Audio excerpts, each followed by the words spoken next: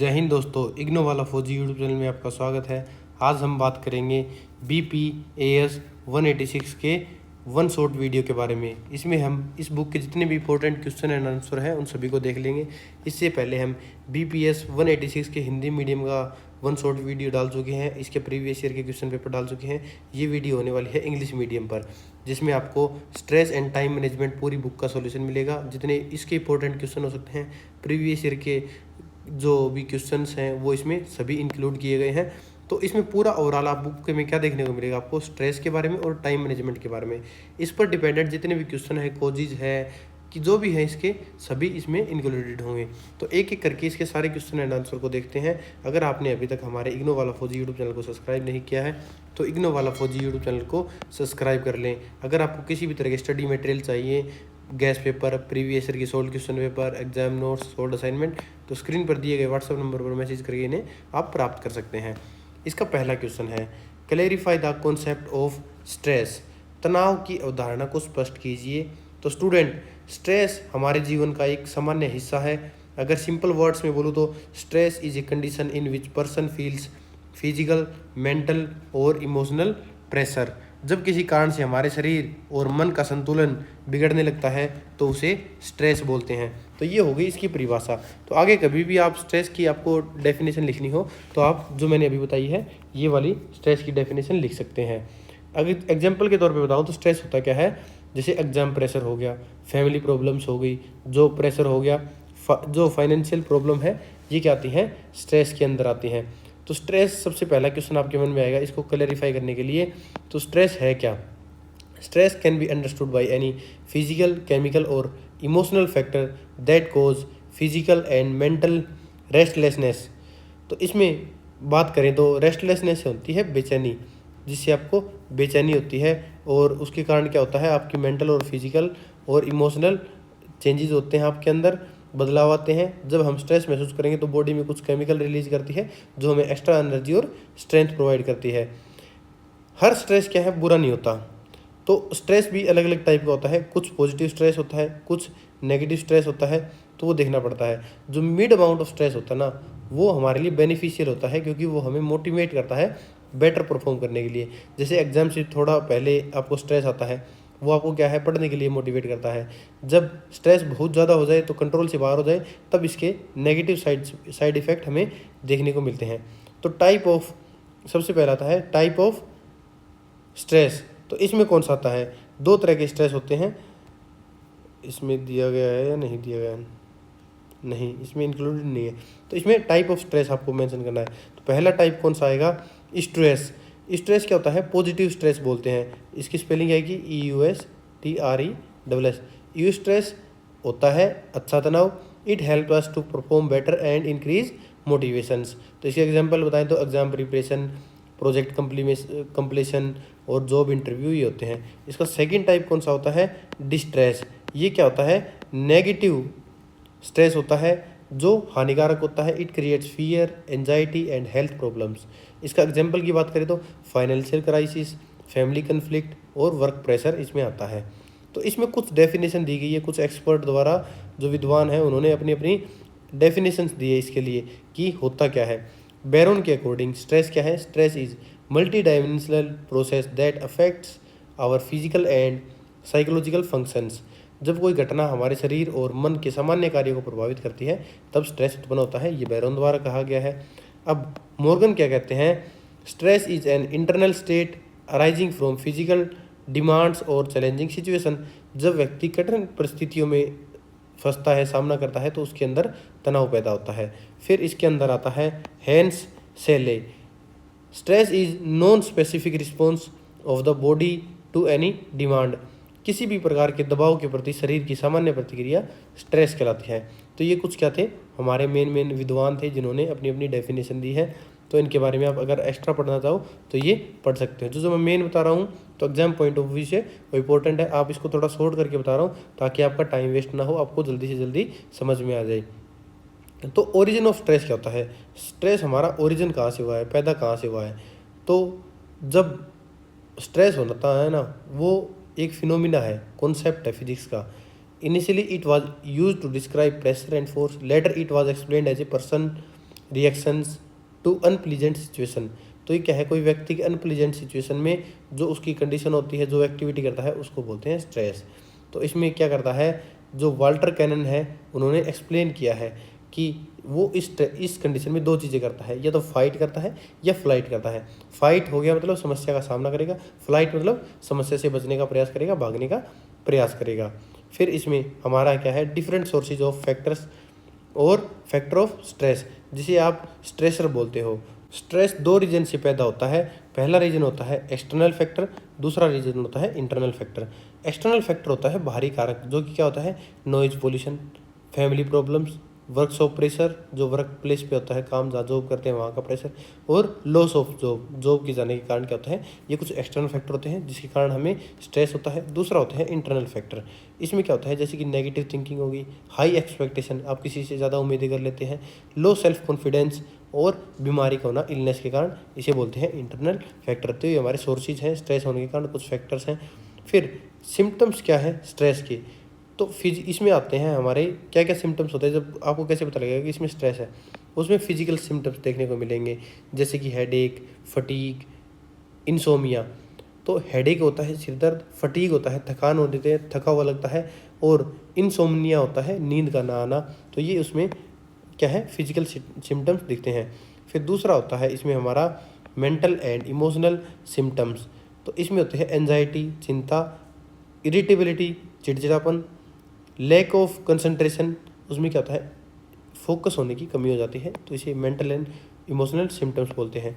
Behavioural symptoms क्या होता है, तो जैसे उसका व्यवहार कैसा हो गया है, चेंज इन एपिटाइट, कि उसकी भूख में बदलाव आ गया है, उसकी भूख में बदलाव आ गया। दूसरा क्या है, सोशल आइसोलेशन, वो क्या है, लोगों से दूर रहने लग गया है। अगला आता है इसमें एडिक्शन, और ऐड करेंगे, क्या है, नशीले पदार्थों को वो सेवन करने लग जाता है। मेथड ऑफ स्ट्रेस मैनेजमेंट, तो क्या क्या मेथड अपना सकते हैं कि स्ट्रेस मैनेजमेंट को ठीक करने के लिए। तो पहले कर सकते हैं physical activity, exercise, yoga, meditation. दूसरा है time management, make a time table, set priorities, time management करके हम इसको कम कर सकते हैं। हेल्थ लाइफस्टाइल, बैलेंस डाइट रखो, 7 से 8 घंटे की नींद रखो। फिर आता है positive attitude, positive thinking, share problem with friends और एक्सपर्ट्स, जिसे बोलते हैं पॉजिटिव एटीट्यूड। तो ये इस क्वेश्चन का आंसर है। तो हमने इसमें क्या देखा, तो ये निष्कर्ष बताना है पहले का, इसका निष्कर्ष खुद बता रहा हूँ, फिर आपको इसमें खुद डिसाइड करना होगा। तो स्ट्रेस क्या है, एक नेचुरल पार्ट है लाइफ का। अगर स्ट्रेस बनी रहती है विद इन लिमिट्स, तो वो क्या होती है, स्ट्रेस बोलते हैं। जो पॉजिटिव स्ट्रेस होती है वो हेल्प करती है बेटर परफॉर्म करने के लिए। लेकिन अगर एक्सेसिव और अनकंट्रोल्ड स्ट्रेस है तो वो सीरियसली अफेक्ट कर सकती है तुम्हारे फिजिकल और मेंटल हेल्थ को। तो ये हमारा इसका कंक्लूजन है। तो अगला क्वेश्चन है हमारा इसका, describe the cause of stress, stress के क्या कारण हैं इसको देखना है। मॉडर्न एज में जिसे एज ऑफ स्ट्रेस बोलते हैं, it would be not wrong, यह गलत नहीं होगा कि आज के दिन जो जीवन जिस तरह तेज़ी से चल रहा है उसका कंप्लीट होना और एनवायरनमेंट का चेंज होना, ये क्या है, बहुत सारे कंफर्ट्स प्रोवाइड कराता है। लेकिन इसके साथ क्या है, हमारे पास क्या है, मेंटल प्रेशर भी आ गया है आज के दिन। तो साइकोलॉजिस्ट बिलीव करते हैं कि स्ट्रेस जो होता है उसके कई पर्सनल, सोशल, फाइनेंशियल और इन्वायरमेंटल फैक्टर होते हैं। तो stress arises when a person feels the challenges in front of him are greater than his ability to handle him, उसकी औकात से बाहर के जो काम आ जाते हैं, फिर उसके कारण क्या है, स्ट्रेस आता है। तो तनाव के मुख्य कारण क्या है, इंट्रोडक्शन आपको खुद देखना होगा। स्ट्रेस मैं पहले बता चुका हूँ, स्ट्रेस की डेफिनेशन दे दो, स्ट्रेस क्या होता है वो बता दो, और जो मैंने बताया वो लिख दो। फिर मेन काजेज ऑफ स्ट्रेस देखेंगे। इसमें सबसे पहला आता है personal and psychological causes. Many times stress is created by our own thinking and attitude. तो इसमें क्या होता है, कई बार हम खुद के कारण, खुद की थिंकिंग के कारण और एटीट्यूड के कारण क्या है, स्ट्रेस ले लेते हैं। जैसे कि क्या है, नेगेटिव एटीट्यूड हो गया हमारा, तो उसमें क्या होता है कि a person with negative thinking gets worried very quickly. अगर किसी की नेगेटिव थिंकिंग है तो वो घबरा जल्दी जाता है। अगर वो क्या करेगा, प्रॉब्लम सोल्व करने के बजाय वह फीलिंग करना, हेल्पलेस फीलिंग करना स्टार्ट कर देगा। तो ये हो गया हमारा। दूसरा है inability to correctly evaluate one capability. तो क्या है, जो सेल्फ इवेल्यूशन है, जो क्षमताओं का मूल्यांकन है कि मेरी इतनी औकात है, मैं इतना ही काम कर सकता हूँ, उसका सही मूल्यांकन होना बहुत ज़रूरी है। Many people do not know their actual strength and weakness. उनको अपनी कमियां और मजबूती नहीं पता होता। They are set unrealistic goals and when they fail they become stress.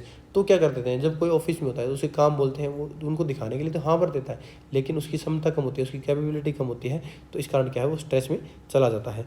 फिर आता है lack of self esteem and self confidence. उसमें क्या है, सेल्फ कॉन्फिडेंस की कमी होती है, आत्मसम्मान आत्मविश्वास की कमी होती है। When a person lack self confidence he lives in constant fear and insecurity.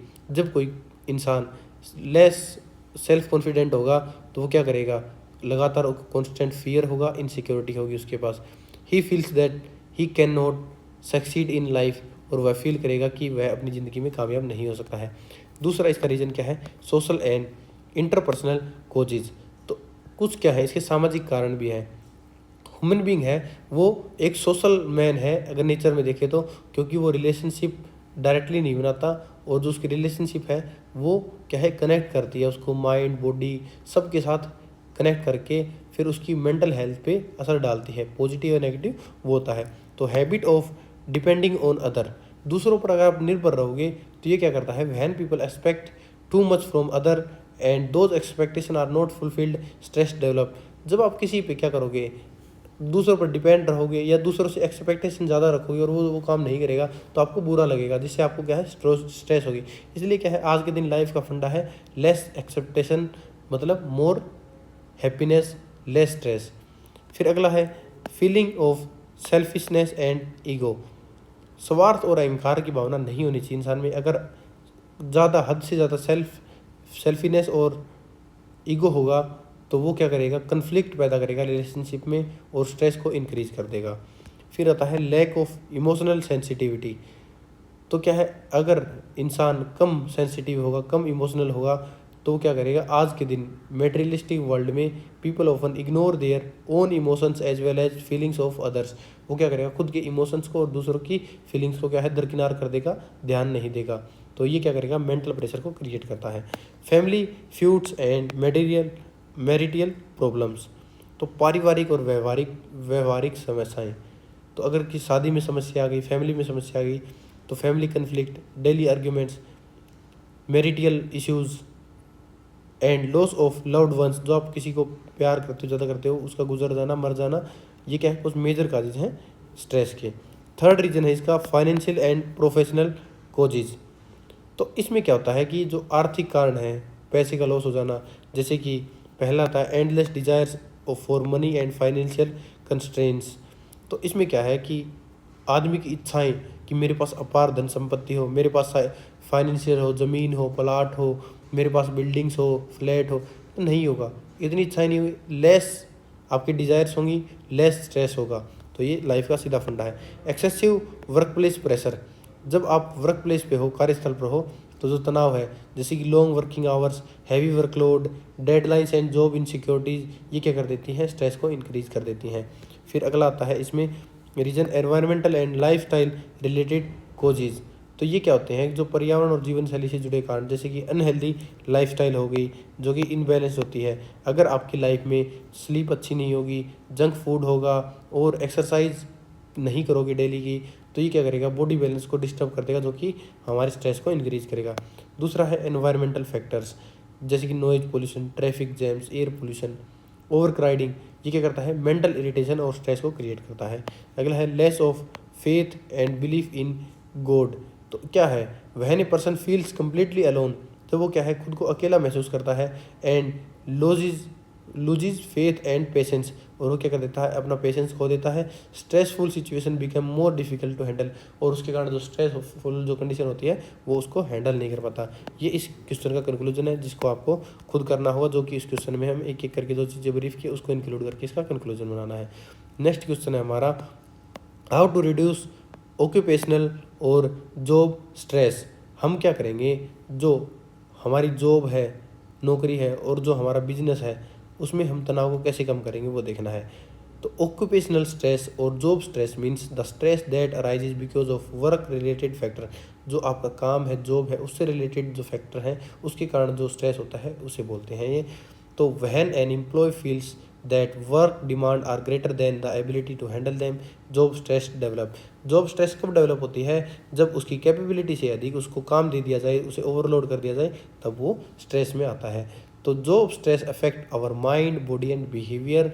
उसके कारण क्या होता है? हमें anxiety, anger, headache, fast heart beat का हो जाना, एडिक्शन कि नशीले पदार्थों का सेवन करने लग जाओगे। If job stress continues for a long time it may lead to burnout.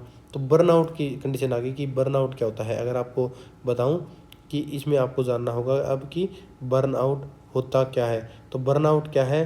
Is a disastered state of mind experience by an employ after remaining under job stress for a long time. अगर आप लंबे time तक किसी stress में रहोगे तो आपके जो माइंड में जो स्टेट है वो क्या है? बहुत ख़राब कंडीशन में पहुंच जाएगी। Burnout means a condition in which person becomes physically and mentally exhausted. तो इसमें क्या हो जाएगा? वो एकदम एग्जॉस्टेड फील करेगा, एकदम ख़त्म हो गया, कुछ नहीं है यार, कुछ नहीं बचा है, एकदम सब कुछ खत्म हो गया, स्ट्रेस बिल्कुल, मतलब बिल्कुल हेल्पलेस, कोई कंडीशन नहीं, लास्ट स्टेज पर फील करता है। तो बर्नआउट के कारण क्या है? उसकी वर्क एफिशिएंसी है वो डिक्रीज हो जाती है। फिर उसमें क्या होता है? प्रोडक्टिविटी उसकी फॉल्स हो जाती है, जो उसको प्रोडक्शन देना चाहिए वो प्रोडक्शन वो दे नहीं पाता है। फिर इसके बाद क्या होता है? जो उसकी मोटिवेशन है काम करने की, कुछ भी करने की मोटिवेशन है, वो उसकी डिक्रीज हो जाती है। जो पर्सनल और सोशल लाइफ है वो बिगड़ जाती है। जो उसकी पर्सनल लाइफ है, अगर वो जॉब पर सही तरीके से काम नहीं करेगा तो घर पर जाके क्या करेगा? अपनी वाइफ से, अपनी फैमिली से झगड़ा करेगा, चिड़चिड़ापन होगा, लड़ाई होगी। फिर उसके साथ जो उसके फैमिली रिलेशनशिप है वो भी ख़राब हो जाएंगे, और उसके पर्सनल रिलेशन तो हो ही ख़राब, फिर सोशल लाइफ में दूसरों के साथ बाहर जाके चिड़चिड़ापन दिखाएगा, लड़ाई होगी, मदिरापान करेगा, दारू पिएगा, नशे करेगा, तो ये भी कंडीशन उसको बहुत ज़्यादा हार्मफुल होगी। तो जो बर्नआउट के मेन फैक्टर हैं, कंपोनेंट हैं, वो कौन से हैं वो इसमें हम एक एक करके देखेंगे। तो ये बर्नआउट है, बर्नआउट का हमने क्या है इसकी डेफिनेशन देख ली, बर्नआउट के कारण क्या क्या होता है वो हमने देख लिया। तो बर्नआउट स्ट्रेस सिंड्रोम होता है, बहुत ही खतरनाक होता है, तो इसको आप एक बार स्टडी कर सकते हैं। मैंने इसकी मेन डेफिनेशन और मेन फैक्टर है वो आपको मैंने एक एक करके बता दिए हैं। इसमें क्या क्या स्ट्रेटजी होगी हमारे पास स्ट्रेस मैनेजमेंट की एट पर्सनल लेवल पर, हम अपने पर्सनल लेवल पर क्या क्या कर सकते हैं। इससे पहले मैं आपको एक बार चीज़ बताना भूल गया, मेन कंपोनेंट क्या है बर्नआउट के।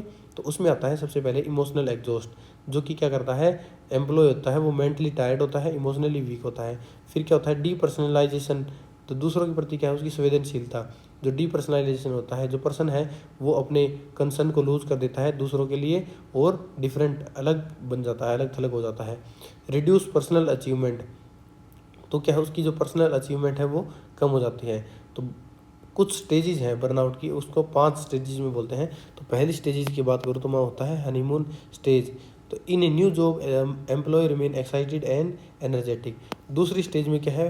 फुल फ्यूल स्टेज, तो इसमें थकान की शुरुआत होती है। थर्ड होता है क्रोनिक सिम्टम स्टेज, जिसमें लगातार लक्षण हमें दिखने लगते हैं। फोर्थ स्टेज में क्या होता है? क्राइसिस स्टेज, जिसमें संकट की अवस्था आ जाती है, जैसे कि इनसोमनिया हो जाता है। स्ट्रेस क्या होता है? जिसके कारण क्या? इनसोमनिया, जिसमें नींद का ना आना कारण बन जाता है। फिर 5वां होता है हिटिंग द वॉल स्टेज, जिसमें क्या करता है कि ये पूर्ण थकावट हो जाती है। इसमें this is the final stage where employee becomes completely exhausted and productivity is badly affected, जो बिल्कुल लास्ट स्टेज में आता है, बर्नआउट के लास्ट स्टेज में चल जाता है। तो तनाव को कम करने के उपाय को देखते हैं हम, the strategy of for stress management eight personal level. तो इसमें कैसे कम करोगे? आपको इफेक्टिव टाइम मैनेजमेंट, तो आपके पास जो टाइम मैनेजमेंट है, समय का सही प्रबंधन करो। आप डेली क्या करो? टू डू लिस्ट बनाओ और अपनी प्रायोरिटीज को सेट करो। जो बिग टास्क है उनको स्मॉलर पार्ट्स में रिड्यूस करो, और जो बिल्कुल इंपॉर्टेंट काम है उनको पहले करो। फिर आता है हेल्दी वर्क लाइफ बैलेंस। आप क्या करोगे? ऑफिस का काम ऑफिस में रखो, घर पर मत लेके जाओ, और जो अपना फैमिली के साथ टाइम स्पेंड कर रहे हो, फ्रेंड के साथ कर रहे हो, जो अपनी हॉबीज़ है वो अपने पर्सनल टाइम को उसमें स्पेंड करो, ना कि ऑफिस के कामों में। फिर आता है रेस्ट एट रेगुलर इंटरवल्स। आप क्या करो? 5 से 10 मिनट का ब्रेक लो हर 1 घंटे 2 घंटे के काम के बाद, या फिर 20-25 मिनट के एकदम एग्जॉस्टेड वर्क के बाद क्या है 5 से 10 मिनट का रेस्ट लो।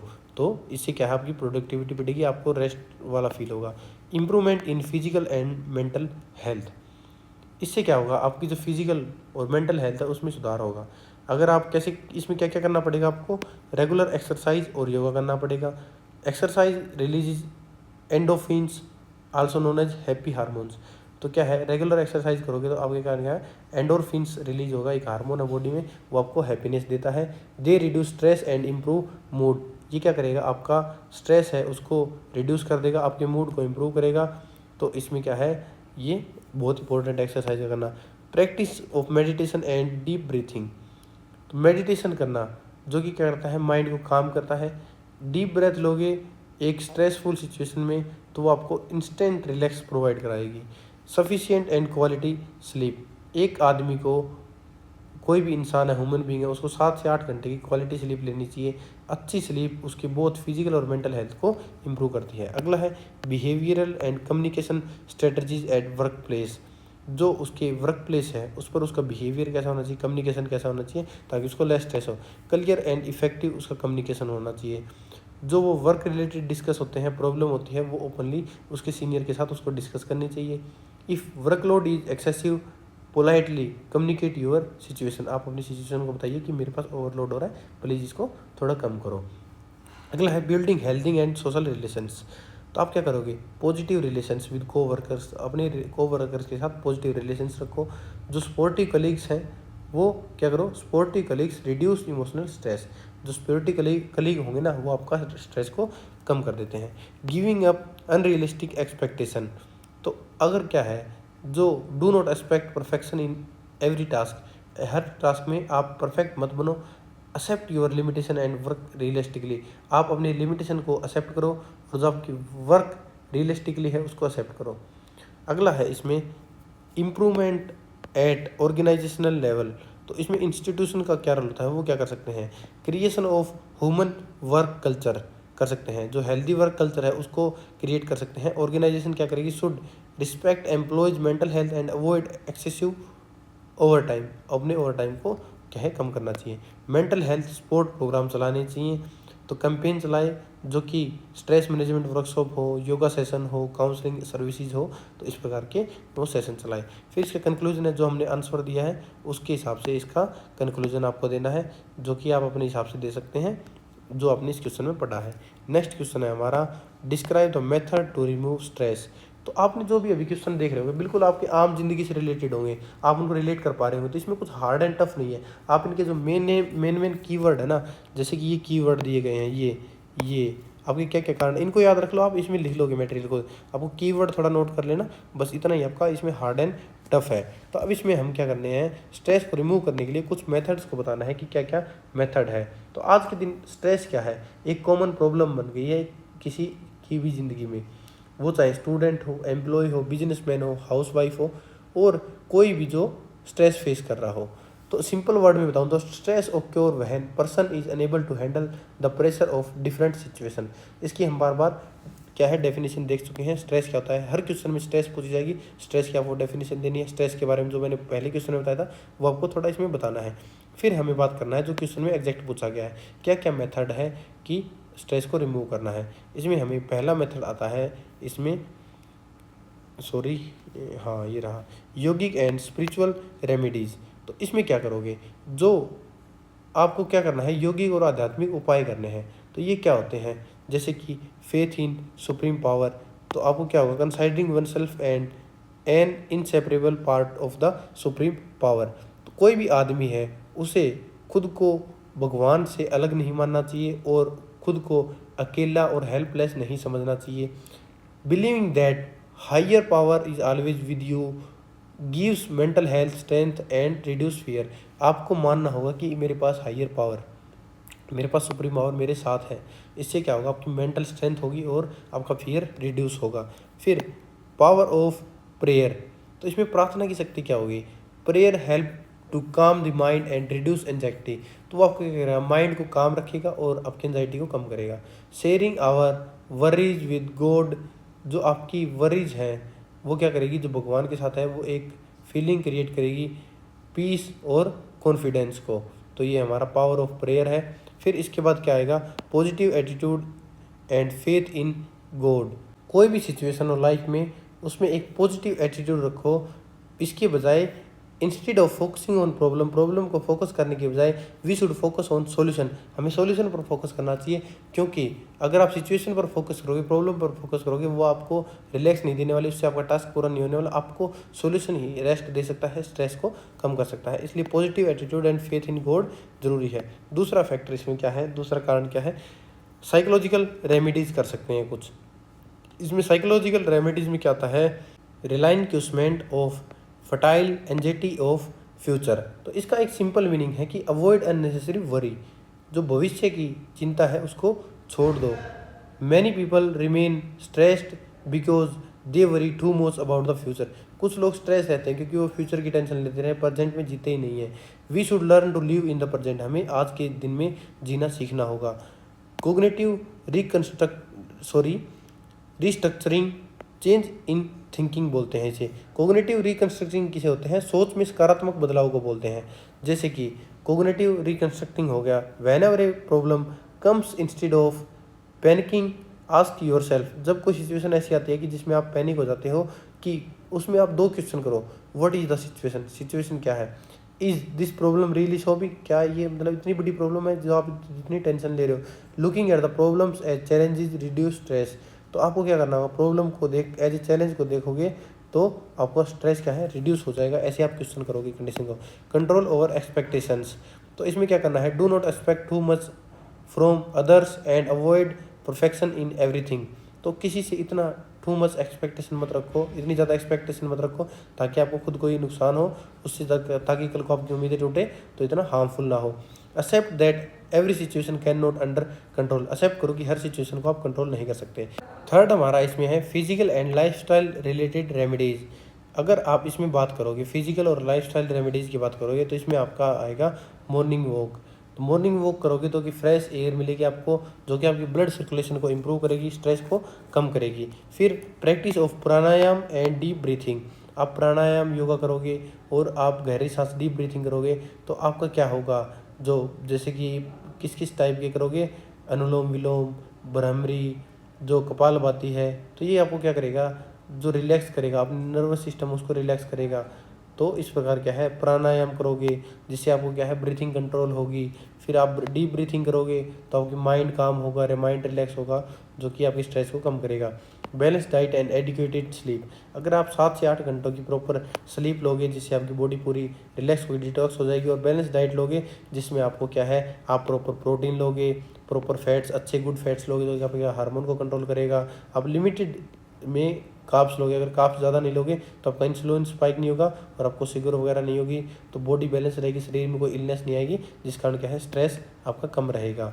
अगला है बिहेवियरल एंड ऑर्गेनाइजेशनल रेमेडीज़। तो इसमें क्या होता है, जो आपका व्यवहार कैसा है, आप ऑर्गेनाइजेशनल रेमेडीज़ कैसे कर रहे हैं। जैसे कि आप क्या करोगे, time adhering to the limits of time, जिसे आप टाइम मैनेजमेंट भी बोल सकते हो। तो आप प्रॉपर टाइम मैनेज करके रखो, जो एक टाइम टेबल सेट करो, अपनी प्रायोरिटीज़ को सेट करो। जो आपकी पोस्टपोन करने की आदत है काम की, उसको आप अवॉइड करो। तो अगला है दूसरा इसमें है सोशल इंगेजमेंट एंड कम्युनिकेशन। आपका जो कम्युनिकेशन है और आपका जो सोशल सपोर्ट है वो अच्छा रखो। Do not stay alone with during stress, stress के दौरान अकेले मत रहो। आपकी जो फीलिंग है आपके फैमिली मेम्बर के साथ, फ्रेंड के साथ, जो ट्रस्टेड लोग उनके साथ शेयर करो। Talking openly reduce mental pressure, तो ओपनली बात करोगे तो मेंटल प्रेशर कम होगा। Time for creating work and hobbies, तो इसमें क्या करोगे आप, जो आपकी हॉबीज़ है और क्रिएटिव एक्टिविटीज़ उसमें आप टाइम दो, उसमें आप अपने टाइम को स्पेंड करो जो कि आपको हैप्पी फील कराती हैं। जैसे कि किसी को म्यूज़िक सुनना पसंद है, किसी को बुक पढ़ना पसंद है, किसी को गार्डनिंग पसंद है, किसी को पेंटिंग पसंद है, तो ये एक्टिविटी करके आपका माइंड क्या है फ्रेश हो जाएगा। तो ये हमारा इस क्वेश्चन का कंक्लूजन है कि स्ट्रेस क्या है, इनक्योरेबल डिजीज नहीं है, it is a natural part of modern life, it can be manage with the proper strategies. और आपको इस क्वेश्चन का कंक्लूजन करना होगा। तो इसमें हमने जो मेथड थे जो कि स्ट्रेस को रिमूव कर सकते हैं उन सभी को कर लिया। इंपॉर्टेंट क्वेश्चन है, बहुत बार आपके एग्जाम में आता है, तो जो मैं करवा रहा हूँ सारे इंपॉर्टेंट क्वेश्चन है, एग्जाम में आने के फुल चांस है। अगर आप जो मैं वीडियो में जो आपको क्वेश्चन करवा रहा हूँ अगर वो आप सारे कर लेते हैं तो 110% आपका पूरा का पूरा एग्जाम पूरा कवर होगा, आप सभी क्वेश्चन अटैम्प्ट कर पाएंगे। ये था हमारा क्वेश्चन। नेक्स्ट क्वेश्चन देखते हैं, डिफाइन टाइम मैनेजमेंट। तो इसमें पहले क्वेश्चन चल रहे थे स्ट्रेस के, अब आ गए हमारे टाइम मैनेजमेंट के। तो समय प्रबंधन क्या है, टाइम मैनेजमेंट क्या है, इसके बारे में बात करनी है। Time is the most valuable resources in our life because everyone gets the same 24 every day. सभी को 24 घंटे मिलते हैं, समय बहुत ज़रूरी है। तो इसकी डेफिनेशन क्या होगी, time management means using available time in the best and most effective way to achieve our goals. Good time management help us to reduce stress, increase productivity and maintain a balance between personal and professional life, जो कि आपको क्या है, एक balance रखता है personal और professional life में। अगर आपका अच्छा टाइम मैनेजमेंट होगा तो ये इसकी क्या है, हमारी डेफिनेशन है। अगर आप इसकी मीनिंग की बात करोगे, meaning of time management, time management is the practice of using available time in A useful and effective way specially in work. तो टाइम मैनेजमेंट है वो एक प्रैक्टिस है जो कि अवेलेबल टाइम को यूजफुल और इफेक्टिव वे में खर्चने के लिए। तो ये हमारी इसकी क्या है, मीनिंग हो गया। अब इसकी बात करें, अगर आप इसको बोलोगे मेरे को प्रॉपर डेफिनेशन चाहिए, मैं इसकी क्या डेफिनेशन दूँ, तो मैं ऑलरेडी इसकी बता चुका हूँ, फिर भी दोबारा बता देता हूँ। Good time management help us a person achieve more work in less time and become more successful. अगर सिंपल लैंग्वेज में बताऊँ तो the better you manage your time the greater you success. तो इसके अकॉर्डिंग क्या है, अलग अलग जो बुद्धिजीवी हैं उन्होंने अपने अपने मत रखे हैं। रोहन के अनुसार टाइम मैनेजमेंट क्या है, इसकी डेफिनेशन क्या होगी, good times management help a person achieve more work in less time and become more successful. ये डेफिनेशन दी गई है किस द्वारा, रोहन द्वारा। स्कॉट क्या डेफिनेशन देते हैं इसकी, time management is not about working faster, it is about working effectively. फिर थर्ड आते हैं फर्नर क्या बोलते हैं, time management is the efficient use of all resources including time to achieve important personal goals. तो ये कुछ विद्वान थे जिन्होंने अपनी अपनी परिभाषाएं दी हैं। अगला जानते हैं इसमें टाइम मैनेजमेंट की नीड क्यों पड़ी, हमें ज़रूरत क्यों पड़ती है। ऑफिस वर्क हो गया, जैसे कि क्या है आज के दिन, every person performs many activities, office work, study, family responsibility, social activities, entertainment. तो इन सबको करने के लिए क्या है, हमें बहुत सारे काम हो गए, तो उसके लिए टाइम मैनेजमेंट की ज़रूरत हमें पड़ती ही पड़ती है। तो इसके लिए क्या करना पड़ेगा, समय प्रबंधन के हमारे पास उपाय क्या है, समय प्रबंधन टाइम मैनेजमेंट के लिए क्या मेन प्रिंसिपल होने चाहिए हमारे पास। पहला होना चाहिए इसमें इफेक्टिव प्लानिंग। तो इसमें क्या है, टू डू लिस्ट बनाएंगे, जो ज़रूरी काम हो वो पहले करेंगे, प्राथमिकता निर्धारित करेंगे। दूसरा है इसमें prioritising task on the basis of their importance. तो हम क्या है, जो टास्क है, इंपॉर्टेंट टास्क है, अर्जेंट टास्क है, इनको अलग अलग करेंगे, फिर जो इनको प्रायोरिटाइज करेंगे, पहले कौन सा करना है, बाद में कौन सा करना है। थर्ड इसमें है delegation of responsibility among the team members. तो इसमें क्या है, जो भी जिम्मेदारी होगी उसका वितरण बराबर करेंगे, जो कैपेबल होगा उसको वैसा ही जॉब दिया जाएगा, ऐसे नहीं है कि ओवरलोड कर दिया जाएगा। फिर इसमें आता है fourth, setting goals to achieve success. हमें क्या करना है, लक्ष्य निर्धारित करना है, set realistic and achievable goals, clear goals save both time and energy. फिर अगला क्या मेथड है इसमें, setting time limits to achieve goal. तो हमें क्या है, समय सीमा निर्धारित करनी है, टाइम सेट करना है कि इस टाइम तक आपको क्या है, ये काम करके देना है, जिससे क्या है, काम विद इन टाइम लिमिट पूरा हो जाएगा। और इसमें क्या है, फिक्स डेडलाइन देने से काम सही और ध्यानपूर्वक किया जाएगा। सिक्स्थ आता है monitoring to ensure completion in task in allocated time. कोई भी चीज़ है, कोई टास्क दिया गया उसको मॉनिटर करो, उसमें रेगुलर इंस्पेक्शन वगैरह करो। तो क्या हुआ, regular check whether the task are being completed on time.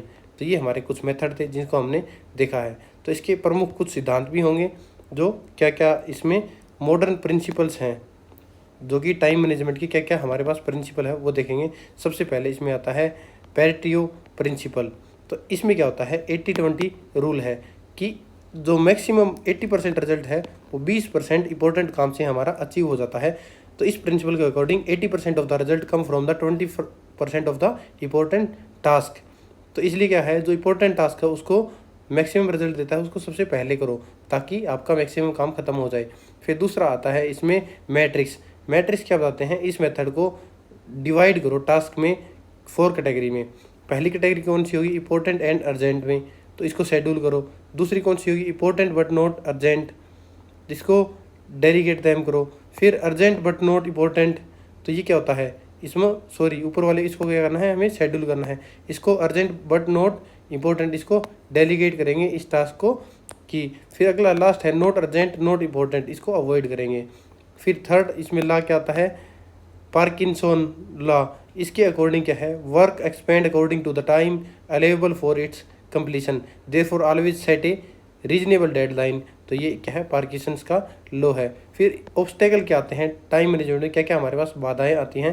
पहला है टेंडेंसी ऑफ प्रोक्रेस्टिनेशन। तो ये क्या होता है, काम टालने की आदत। प्रोक्रेस्टिनेशन होता है काम टालने की आदत। तो अगर कोई किसी के काम टालने की आदत है तो वो क्या होगा, काम डिले होता जाएगा, टाइम मैनेजमेंट बिगड़ जाएगा। फिर आता है इसमें वैग्यू गोल्स। तो ये क्या होते हैं, अनक्लियर गोल्स को बोल सकते हैं इसको। तो without clear goals time get wasted. जो क्या है ऑर्गेनाइजेशन है, lack of clear measurable and realistic goals.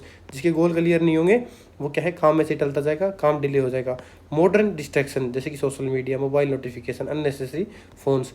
Over multitasking का होना, trying to do many task at the same time. बहुत सारे काम एक समय करना, कोई भी काम पूरा नहीं होगा, एफिशिएंसी खराब हो जाएगी, प्रोडक्शन खराब हो जाएगा।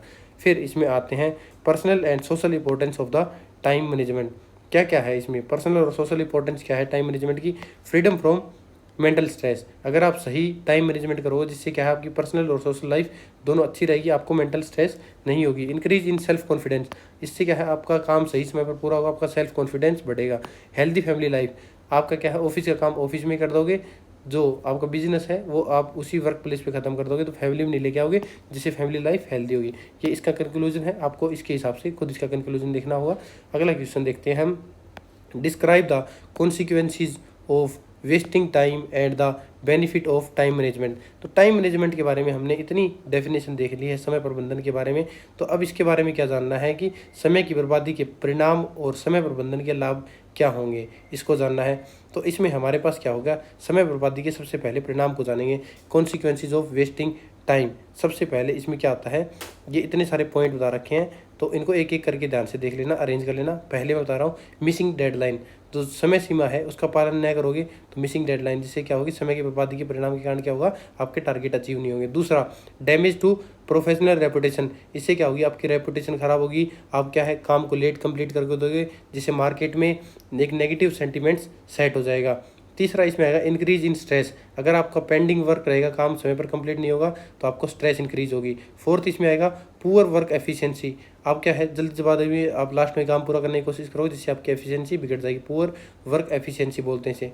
पांचवा इसमें आएगा फैमिली एंड सोशल प्रॉब्लम्स हो जाएगी। आप क्या है ऑफिस का काम लास्ट में घर में लेके जाने जाओगे, फिर बच्चे, आपकी वाइफ और माता पिता क्या है चिड़चिड़ापन होगा, आप में भी होगा, जिससे आपके पारिवारिक रिश्ते खराब होंगे। फिर इसमें समय की बर्बादी हो गया टाइम के वेस्टिंग के, और क्या क्या कॉन्सिक्वेंसेज हैं, जिससे क्या हो जाएगा, आपको मेंटल हेल्थ प्रॉब्लम हो जाएगी। तो मेंटल हेल्थ प्रॉब्लम होगी। फिर लॉस ऑफ अपॉर्चुनिटी, आपको क्या है अवसरों खो जाओगे, आपका फाइनेंशियल लॉस होगा, लॉस ऑफ सेल्फ कॉन्फिडेंस होगा। तो इस प्रकार के लॉस हमें झेलने पड़ेंगे। सेकंड देखते हैं बेनिफिट्स ऑफ टाइम मैनेजमेंट। तो क्या क्या बेनिफिट्स है टाइम मैनेजमेंट के, क्या है उसमें, टाइम मैनेजमेंट से हमें पंक्चुअलिटी आती है, सही समय पर सारे काम करेंगे, हम डिसिप्लिन्ड होंगे, अनुशासित होंगे। फिर दूसरा इसमें क्या आएगा, हमारे पास इंक्रीज इन सेल्फ कॉन्फिडेंस। हमारे पास क्या है, हमारा आत्मविश्वास क्या है बढ़ेगा, सही समय पर काम पूरे करेंगे तो। थर्ड आएगा प्रायोरिटाइजिंग इंपॉर्टेंट टास्क। हम महत्वपूर्ण कार्यों को प्राथमिकता देंगे और हमारा रिजल्ट अच्छा आएगा, टाइम से हम काम को कंप्लीट करेंगे। फोर्थ आएगा इसमें डेवलपमेंट ऑफ ऑर्गेनाइजेशनल स्किल्स। हम क्या करेंगे, जो संगठन है हमारे जहाँ पर आप काम कर रहे हो वहाँ पर आपका क्या है ऑर्गेनाइजेशन स्किल का विकास होगा टाइम मैनेजमेंट सही करने से। Better planning and forecasting. आप क्या है अच्छे तरीके से प्लानिंग कर पाओगे, फोरकास्टिंग कर पाओगे, बेहतर योजना बना पाओगे और आप पूर्वानुमान अच्छे से लगा पाओगे। सिक्स्थ आएगा इसमें achieving goals in less time.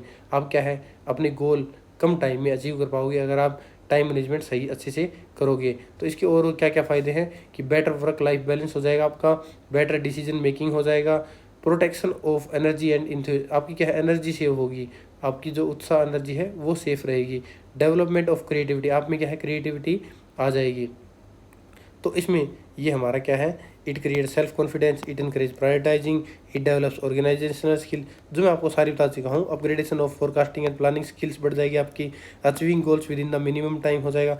Other क्या है broad consequences of wasting time.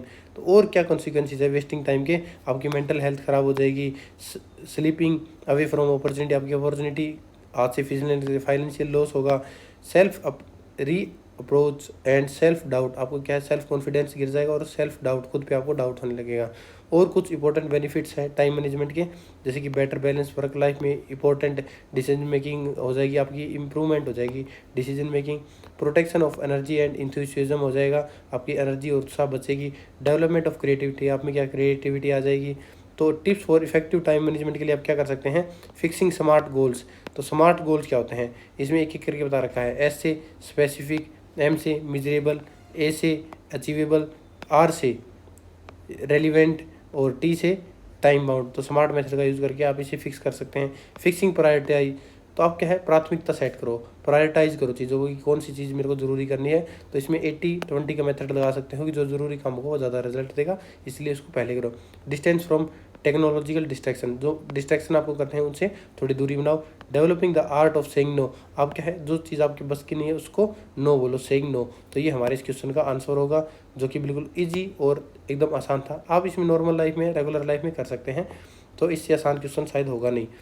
Describe the role of a time management administrator, जो आपका मैनेजर है या ऑफिस का जो आपका अथॉरिटी है उसका हायर मैन है, जो समय प्रबंधक है, वो प्रशासक की भूमिका का वर्णन कीजिए। तो इसमें एवरी ऑर्गेनाइजेशन एंड एडमिनिस्ट्रेटर और manager plays a important role in effective time management. तो जो आपका मैनेजर है, जो एडमिनिस्ट्रेटर है, वो टाइम मैनेजमेंट में बहुत ज़्यादा क्रिशियल रोल निभाता है। तो ये हमारा इसमें क्या क्या है, समय प्रबंधक जो हमारा के main role of time management administrator की क्या क्या भूमिका होती है, इसके बारे में हम बात करेंगे। इसमें क्या है, in organisation administrator plays an important role monitoring and developing the time management skill of the employees which does in the following way. तो उसको क्या क्या करता है, क्या क्या उसकी भूमिकाएं होंगी। ही सुपरवाइज एंड मॉनिटर्स, वो क्या करेगा, निगरानी रखेगा। कि क्या है कि an administrator supervise the activity, जो एम्प्लॉयज एक्टिविटी कर रहे हैं उनको गाइड करेगा एक अच्छे ऑर्गेनाइजेशन गोल को प्राप्त करने के लिए, तो सुपरवाइज और मॉनिटर करेगा। For effective time management administrator manage assigns responsibility to the members of the team according to their capability. तो क्या करेगा, प्रॉपर डिस्ट्रीब्यूशन ऑफ वर्क बोलते हैं इसे। तो कार्य का उचित वितरण करेगा, जिसकी कैपेबिलिटी जितनी है उसके हिसाब से उसको वैसे काम देगा, ताकि आपका टाइमली काम कंप्लीट हो जाए। Third, administrator manager follows the guidelines. तो क्या है, ऑर्गेनाइजेशनल रूल है उनको ये फॉलो करेगा। जो मैनेजर है वो एम्प्लॉय को ट्रेन करेगा ऑर्गेनाइजेशनल पॉलिसी को फॉलो करने के लिए, गाइडलाइन को फॉलो करने के लिए, और उसका जो डिसिप्लिन है वो इफेक्टिव टाइम मैनेजमेंट में हेल्प करेगा। फोर्थ है, rules and laws of organisation are the same for everyone. वो क्या करेगा, जो मेंटेन करेगा और ऑर्गेनाइज करेगा वर्क प्लेस को। तो क्या करेगा, फाइल्स को ऑर्गेनाइज करेगा, डॉक्यूमेंट्स को प्रॉपर्ली अरेंज करेगा, वर्क स्टेशन को अच्छा रखेगा। तो ये क्या है, बहुत टाइम और एनर्जी बचाता है। अगला इसमें आता है, administrator inspire the member of the team prepare to do list. तो क्या करेगा, इनकरेज करेगा टू डू लिस्ट बनाने के लिए कि आपको क्या क्या काम करना है। अगर आप टू डू लिस्ट बनाते हो, जो आपके प्रायोरिटाइज वर्क है उसको पहले करोगे, बाद में लेस इंपॉर्टेंट है उनको बाद में करोगे, जिससे आपका रिजल्ट अच्छा आएगा और सारे काम को आप कंप्लीट कर लोगे, आप कोई काम भूलोगे नहीं। इसमें सिक्स्थ आएगा, the administrator keep an eye on the activities of the supervisor, जो प्रोवाइडिंग नेसेसरी रिसोर्सेज है so that it issues the material like notepad, register, folder, pen drive to all employees at the right time. तो इसका कहने का मतलब क्या है इसमें, कि जो नेसेसरी रिसोर्सेज हैं, आवश्यक संसाधन है, वो उपलब्ध कराएगा, जैसे कि notebooks, pen, folder, register, pen drive. फिर हमारा सेवन्थ इसमें क्या होगा, वो क्या करेगा, to monitor the performance of employees. ये क्या करेगा, एम्प्लॉयज़ की परफॉर्मेंस को मॉनिटर करेगा। जो एडमिनिस्ट्रेटर है वो एम्प्लॉयज़ की प्रोग्रेस को और इंश्योर करेगा कि ये टाइम है, ये टाइम बाउंडेशन है, उसमें काम को जल्दी कंप्लीट किया जा सके। और वो आल्सो अप्रिशिएट करेगा एम्प्लॉयज़ को जो काम को टाइम के अंदर कंप्लीट कर देते हैं। इसका एट्थ क्या आएगा, he provides a favourable environment to the employees. तो creating a positive work environment इसको बोल सकते हैं। तो एक गुड एडमिनिस्ट्रेटर एक अच्छा फ्रेंडली इन्वायरमेंट तैयार करेगा एम्प्लॉयज़ के लिए, जो क्या है, फ्रीली अपने सीनियर्स के साथ बात कर सकते हैं और अननेसेसरी बातों को और डिलेज को ख़त्म करेगा और इनकरेज करेगा टीम वर्क के लिए। इसमें नाइन्थ क्या आता है, some freedom is given in every organisation but the administrator manager should ensure that no one misuse his power. तो प्रिवेंटिंग मिसयूज ऑफ फ्रीडम, तो क्या है, जो उनको आज़ादी मिली है उसको मिसयूज होने से उन्हें रोकेगा। टेंथ इसमें आएगा, to develop time management skill and employees. तो क्या करेगा, ट्रेनिंग करेगा और डेवलपमेंट कराएगा। एडमिनिस्ट्रेटर क्या करेगा, ऑर्गेनाइज करेगा training programme, workshop, time management sessions organise करेगा। तो अगला क्या है, importance and fundamental framework of the administrator role. समय प्रबंधक में मतलब जो समय प्रबंधक है, मैनेजर है, एडमिनिस्ट्रेटर है, उसका महत्व क्या है, उसकी इंपॉर्टेंस क्या है, वो हमें इसमें देखनी है। तो पहला है strategic determination of organisational goal and prioritise. तो इसमें क्या करना है, setting goals and prioritise set करना है, जिससे क्या करना है कि अगर आप गोल डिसाइड करोगे और प्रायोरिटीज डिसाइड करोगे तो उसके हिसाब से पहले प्रायोरिटाइज काम होगा, फिर सारे कामों को कंप्लीट करने के बाद आप गोल अचीव कर सकते हो। तो पहला महत्व उनका ये होगा प्रायोरिटाइजेशन करना, फिर avoidance of unrealistic time limits, तो ये इस चीज़ को ख़त्म करेंगे। दूसरा है scientific division of work and delegation of authority. तो डेलीगेशन ऑफ अथॉरिटी क्या होते हैं, अधिकारों का हस्तांतरण। तो एक मैनेजर क्या करता है, एक टास्क को अकेले नहीं करता है या अकेले आदमी को नहीं सौंपता है, he delegate responsibility according to the skills of employ, जिसकी जैसी स्किल होगी उसको वैसे काम देगा। Allocation of work according to capability, जिसकी क्षमता होगी उसके अनुसार उसको काम देगा। Delegation and autonomy along with the assigning responsibility, the administrator also gives limited freedom to the employees to take decision। तो डेलीगेशन एंड ऑटोनॉमी इसमें सेट करेगा। Integration of technological tools and modern monitoring system, तो वो क्या करेगा, अपने जो काम है उसमें डिजिटल ट्रैकिंग और अटेंडेंस सिस्टम लगाएगा, जिससे टेक्नोलॉजिकल टूल्स और मॉडर्न मॉनिटरिंग सिस्टम का यूज़ करके काम को और बेहतर अच्छे तरीके से बनाएगा। इंश्योर करेगा availability of resources on time, जिसको जो रिसोर्सेज चाहिए ताकि काम को सही टाइमली पूरा किया जा सके उसको इंश्योर करेगा कि ये अवेलेबल है या नहीं है। चौथा इंपॉर्टेंस क्या है, healthy work culture and eradication of obstacles. जो एर्गोनॉमिक्स वर्क कल्चर है इसमें क्या करता है कि वो वर्क कल्चर को मेंटेन रखता है, ताकि ऑफिस में जो गॉसिप्स हैं, अननेसेसरी मीटिंग्स है, सोशल मीडिया मिसयूजेज है, उनको इम्प्रूव कर सके, उनकी प्रोडक्टिविटी को इम्प्रूव कर सके। इसमें क्या है, ऑर्गेनाइज वर्क प्लेस बनाएगा, चेक ऑन अनप्रोडक्टिव एक्टिविटीज़ को ख़त्म करेगा। फिर स्किल डेवलपमेंट, ट्रेनिंग और मोटिवेशन को चलाएगा। जो ऑर्गेनाइजेशन ऑफ वर्कशॉप को लगाएगा, सेमिनार्स करवाएगा ताकि उनकी स्किल्स इंप्रूव हो सके। इंसेंटिव एंड रिवार्ड सिस्टम, जो काम अच्छा कर रहा है उनको रिवार्ड सिस्टम भी देगा ताकि उनको शाबाशी और कुछ उपहार मिल सके, ताकि सभी वर्कर अच्छा काम करें। Conflict resolution and smooth communication. Conflict resolution and communication क्या होता है, इसमें एक जो अच्छा एडमिनिस्ट्रेटर होता है वो एक मेंटेन करता है open communication with employees, quick decision making, removes and misunderstanding and prevents delay. तो ओपन और एक्सेसिबल कम्युनिकेशन, ताकि सभी बॉस और वर्कर सभी आपस में बात कर सकें। क्विक डिसीजन प्रोसेस बनाएगा ताकि उसमें डिसीजन लेने में देरी ना हो सके। तो ये इस क्वेश्चन का कंक्लूजन होगा, जो कि हमने अच्छे तरीके से कर लिया है। तो इसके 8 क्वेश्चन अभी तक हम कंप्लीट कर चुके हैं। नेक्स्ट क्वेश्चन देखते हैं कि इसके आंसर क्या होंगे। अगला क्वेश्चन है, highlight importance suggestion for effective time management eight the work place. Effective time management को आप कैसे वर्क प्लेस पे अच्छे से कर सकते हो। तो कार्यस्थल है आपका, वर्क प्लेस है, उस पर प्रभावी ढंग से समय प्रबंधन कैसे कर सकते हैं, इसके सुझाव। तो टाइम मैनेजमेंट के बारे में हम ऑलरेडी पढ़ चुके हैं बहुत सारा, तो टाइम मैनेजमेंट की डेफिनेशन आप आसानी से दे सकते हैं।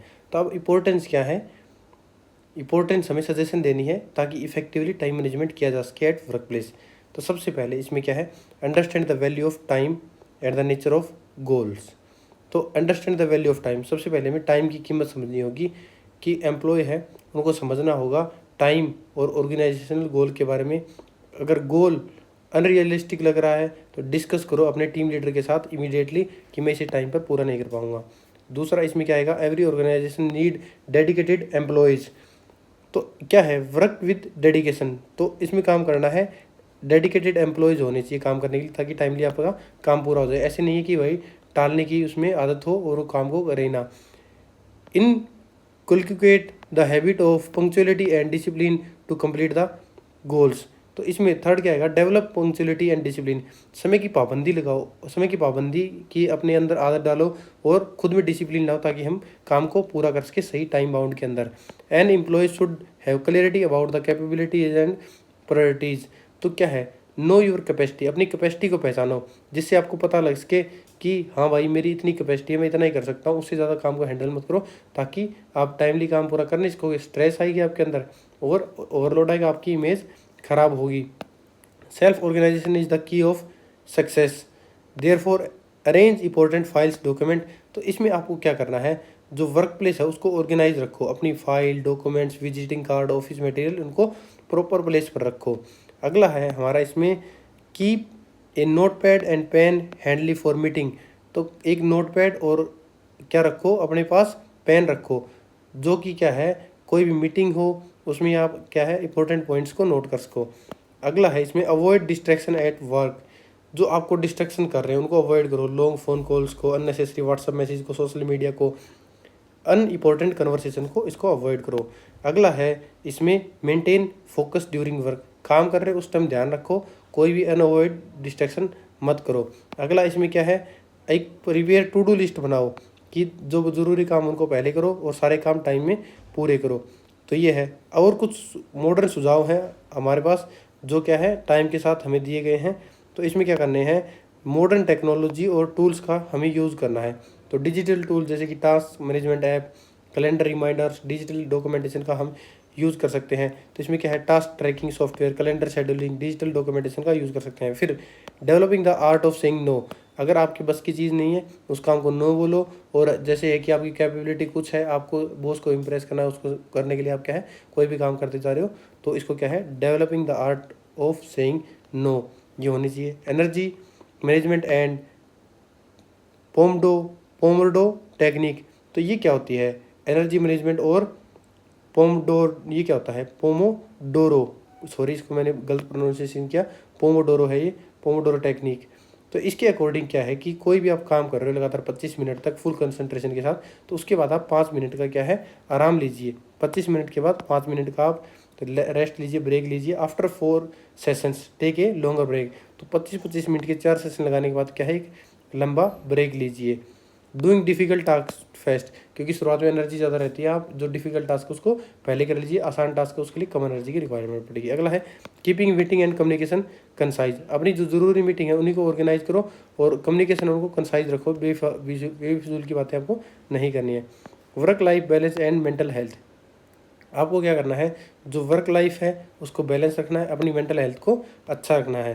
तो ये इस क्वेश्चन का कंक्लूजन होगा जो कि आपको आसानी से इसका दे सकते हो इस क्वेश्चन को पढ़कर। नेक्स्ट क्वेश्चन है discuss the paradigms of stress, ये होता क्या है, जो तनाव के इसे बोलते हैं प्रतिमान, इनका हमें वर्णन करना है, डिस्कस करना है इनको। तो साइकोलॉजिस्ट एक्सप्लेन करते हैं स्ट्रेस को डिफरेंट थ्योरीज के थ्रू, जिन्हें क्या बोलते हैं पैराडिगम्स बोलते हैं, जिसे पैराडिगम्स ऑफ स्ट्रेस बोलते हैं। तो अगर सिंपल वर्ड्स में बताऊं तो paradigms is a particular way of understanding how and why stress develops, कैसे और क्यों स्ट्रेस डेवलप हुआ है ह्यूमन की ज़िंदगी में, तो ये हमें डिस्कस करना है। तो तनाव के क्या क्या कारण हैं उनको जानेंगे। तो तनाव में क्या करता है, जो मेजर पैराडिगम्स ऑफ स्ट्रेस है उनको जानते हैं। पहला है फाइट और फ्लाइट, अगर आपके पास कोई स्ट्रेस होता है तो आप क्या करते हो, आपके पास 2 रास्ते होते हैं, या तो आप फाइट करो या फ्लाइट करो। फाइट में करोगे तो लड़ोगे, फ्लाइट में आप भाग जाओगे। तो इसे क्या बोलते हैं, वाल्टर कैनन ने ये क्या है ये थ्योरी दी है जिसके बारे में बताया गया है। दूसरा इसमें क्या है जनरल अडेप्शन सिस्टम, जिसे गैस, इसके बारे में हम ऑलरेडी एक वीडियो में पढ़ चुके हैं, अब दोबारा पढ़ा रहा हूँ। जनरल अडेप्शन सिंड्रोम, इसमें आपको क्या करना है कि ये एक थ्योरी है जो कि हैंस सेले जी ने इसको दिया है। इसमें 3 स्टेज होती हैं। पहला अलार्म रिएक्शन स्टेज, पहली स्टेज में क्या होती है अलार्म रिएक्शन स्टेज होती है, इसमें body became alert and prepared to face danger. दूसरी होती है इसमें सेकंड स्टेज, इसमें होती है रेजिस्टेंस स्टेज, जब body tries to adjust and fight against stress, the person continues to work but energy is consumed rapidly, energy एकदम खत्म होने लगती है, एकदम ज़्यादा खर्च होती है। थर्ड स्टेज क्या आता है जिसे एग्जॉस्ट स्टेज बोलते हैं। If stress continues for a long time, अगर स्ट्रेस क्या है लंबे टाइम तक बना रहता है। द बॉडी रिसोर्सेज क्या करती है, अगर स्ट्रेस आपका लंबे समय तक बना रहेगा तो उसमें क्या होगा कि लंबे समय तक स्ट्रेस बने रहने के कारण बॉडी रिसोर्सेज है वो एग्जॉस्टेड हो जाएंगे। This may lead to illness and poor health, जिसके कारण क्या है आपको बीमारी लग जाएगी और आप बीमार हो जाओगे। अगला इसमें है कोग्निटिव अप्रेजल पैराडिग्म्स, इसको हिंदी में क्या बोलते हैं कि संज्ञानात्मक मूल्यांकन प्रतिमान बोलते हैं। तो इस थ्योरी के अकॉर्डिंग क्या है 2 अप्रेजल सिस्टम होते हैं। प्राइमरी अप्रेजल सिस्टम में क्या होता है कि इसमें पॉजिटिव, न्यूट्रल और स्ट्रेसफुल पर्सन क्या करता है डिसाइड करता है कि कौन इवेंट कैसा है, पॉजिटिव है, न्यूट्रल है या सक्सेसफुल है। इसमें ये हो गया हमारा प्राइमरी अप्रेजल सिस्टम। इसमें दूसरा अप्रेजल सिस्टम कौन सा होता है सेकेंडरी अप्रेजल सिस्टम। इसमें पर्सन क्या करता है इवेलुएट करता है कि उसके पास इन स्ट्रेस को निपटने के लिए रिसोर्सेज है या नहीं है। अगर उसके पास रिसोर्सेज है तो वो क्या है लेस स्ट्रेस्ड होता है। अगला आता है पर्सन एनवायरनमेंट फिट पैराडिग्म्स, तो इसमें क्या होता है व्यक्ति पर्यावरण अनुकूलता। इस थ्योरी के according stress occur when there is a mismatch between personal abilities and environmental demands. जब इन दोनों के बीच में मिसमैच हो जाएगा तो स्ट्रेस हमारा क्रिएट हो जाएगा। अगला इसमें आता है साइकोडायनेमिक थ्योरी। इस थ्योरी के अकॉर्डिंग क्या है कि सिग्नल एंजाइटी, ट्रोमेटिक एंजाइटी, दो एंजाइटी होती हैं, और इनके अकॉर्डिंग क्या है, इस थ्योरी के अकॉर्डिंग जो हिडन इमोशंस और पर्सनैलिटी फैक्टर्स है वो क्रिएट करते हैं स्ट्रेस को। फिर अगला इसमें आता है जेनेटिक पैराडिग्म्स और डायथीसिस थ्योरी। जैसे कि जेनेटिक्स पैराडिग्म्स इसको बता रहा है, इसका नाम इसको एक्सप्लेन कर रहा है। This theory explain that heredity also influence stress. तो इसमें क्या है कि जो अनुवांशिक संरचना है उसके अनुसार जो स्ट्रेस आता है वो होता है। फिर दूसरे टाइप का स्ट्रेस कौन सा होता है, फेनोटाइप, जिसमें फिजिकल अपीयरेंस हमें देखने को मिलती है कि ये शारीरिक विशेषताओं के कारण इसमें क्या है, हमें पैराडिग्म्स देखने को मिलते हैं। अगला है इसमें डायथीसिस stress पैराडिग्म्स।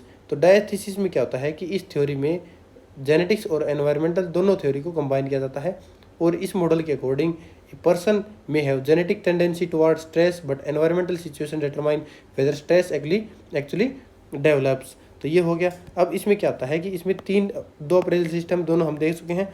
Bio psycho social paradigms. तो बायो साइको सोशल पैराडिग्म्स में क्या होता है कि मॉडर्न अप्रोच होती है अंडरस्टैंडिंग स्ट्रेस के लिए। ये एक्सप्लेन करता है स्ट्रेस को, जो कि इन्फ्लुएंस्ड बाय होती है 3 फैक्टर होते हैं इसमें। 3 फैक्टर कौन से, biological factor, psychological factor, social factor, इसमें 3 फैक्टर इसमें इंक्लूडेड होते हैं। 9 है कंजर्वेशन ऑफ रिसोर्सेज पैराडिग्म्स। तो इसमें क्या होता है कि जो संसाधन संरक्षण प्रतिमान है इसमें physical resources, personal resources, situational resources और एनर्जी रिसोर्सेज, जैसे कि money, time, self confidence, skill, property, social status, इनको क्या है, इन रिसोर्सेज को क्या किया जाता है, कंजर्वेशन, बचाव, उनका संरक्षण किया जाता है ताकि आगे समस्याओं से निपटा जा सके। तो ये थी हमारी। आगे कुछ स्ट्रेटजीज है हमारी जो स्ट्रेस से निपटने के लिए की गई है। पहला है प्रॉब्लम फोकस्ड कोपिंग। तो इसमें क्या है, समस्या केंद्रित उपाय किए जाते हैं। दूसरा है इसमें इमोशन फोकस्ड कोपिंग। तो इसमें क्या है, जो भावना है केंद्रित उपाय किए जाते हैं। जो पर्सन है वो ट्राइज करता है कंट्रोल इमोशंस रिएक्शन करने के लिए। और प्रॉब्लम फोकस्ड में क्या करता है, the person directly tries to solve the problem. Person क्या करेगा, डायरेक्टली प्रॉब्लम को सोल्व करने की कोशिश करेगा। इसमें ये क्या करेगा, इमोशंस को कंट्रोल करने की कोशिश करेगा। तो ये इस क्वेश्चन का कंक्लूजन हो जाएगा, जो कि आपको खुद डिसाइड करना है कि इसको जो जितने मेथड हैं उन सबको एक्सप्लेन करना है। अगला क्वेश्चन है डिस्क्राइब द स्ट्रेस प्रोसेस। तो स्ट्रेस आता है किसी इंसान के अंदर, तो स्ट्रेस की डेफिनेशन आपको पता है, पहले वो लिखनी है। फिर स्ट्रेस का आने की कुछ मेथड होते हैं, कुछ तरीके होते हैं। ऐसे डायरेक्ट नहीं है कि स्ट्रेस आ गया, उसमें 3-4 मेथड होते हैं, उसके कुछ स्टेप होते हैं। वो स्टेप हम इसमें स्टार्टिंग में देखेंगे। तो क्या मेथड है, अराइवल ऑफ स्टिमुलेशन और स्ट्रेसर। तो इस प्रोसेस में क्या होता है कि स्टार्ट होता है, जैसे कि एग्जाम हो गया, जॉब प्रेशर हो गया, फाइनेंशियल प्रॉब्लम होगी, फैमिली कन्फ्लिक्ट आ गया। तो इसमें क्या होता है कि the process begins with A stressor. तो प्रॉब्लम कहाँ से होती है, स्ट्रेसर से स्टार्ट होती है। दूसरा इसमें आता है कोग्निटिव अप्रेजल।